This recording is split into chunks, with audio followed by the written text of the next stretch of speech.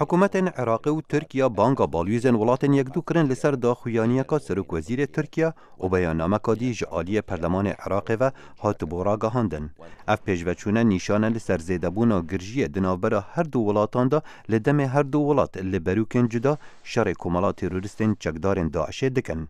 وزارت درفه عراق ناراضی بونا خو لسر داخویانی بن علی یلدرم سرک وزیر ترکیه درباره اپراسیون آزاد کرنا موصل دیار کرد گواهی زیدبونا تنگجا تیری طایفی بخواه بگرد اگر باجر سنه لبن کنترولا چکدارن شیعه دابد.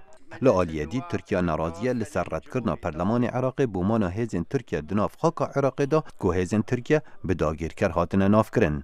ترکیه دبیجت هیزن ما لباکور عراق بوشر دجی تیروریه. Türkiye Cumhuriyeti Devleti'nin Başika'daki varlığı هبونا کومارا ترکیه لکمپا باشی که یان لسوریا بهرکیا جو اپراسیون دجی داعشه و چه پیوندی بداگیر کرنه و نینه. ترکیه الباشی که دمینید بو چاره سرین سیاسی اوینج اگر شر ریخسنا تروریست پیدا بون و بو پاراستنا ولاتین موصله.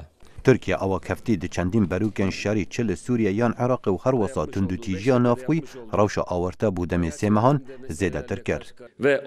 لنزدای مهه روش آورته هات نوکرین و بودم نوت روژان هات درش کرن. اف بریار جعالی جواتا پاراستنا نتویده هات ورگرتن.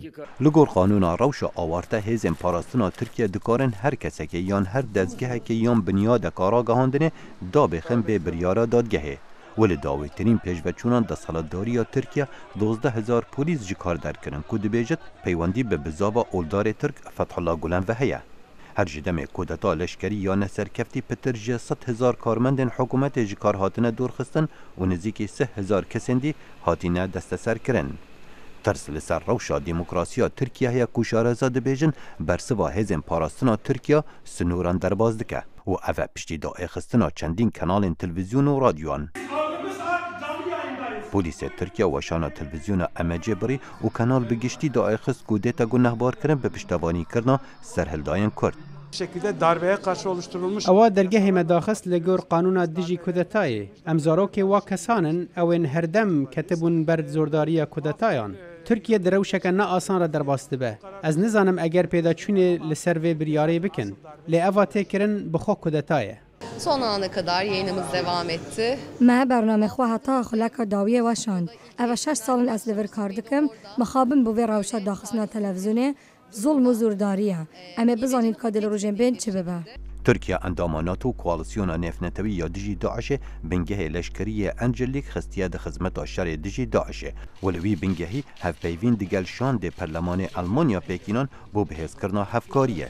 لیته کلین هر دو ولاتان کفتین ده آستانگان دا پشتی آلمانیا کشتنکاریا ارمنان لسر دم دولت عثمانی به جینوساید ناف کرد. هر وسط کلین ترکیه دیگر روسیا حتی نها سرراست نبوینه و آلوزی دیگر امریکا لسر پرسا فتح الله گلن و پشتوانیا کردن سوریه هیا.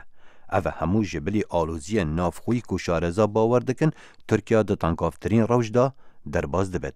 خالد فتاح دنگ امریکا.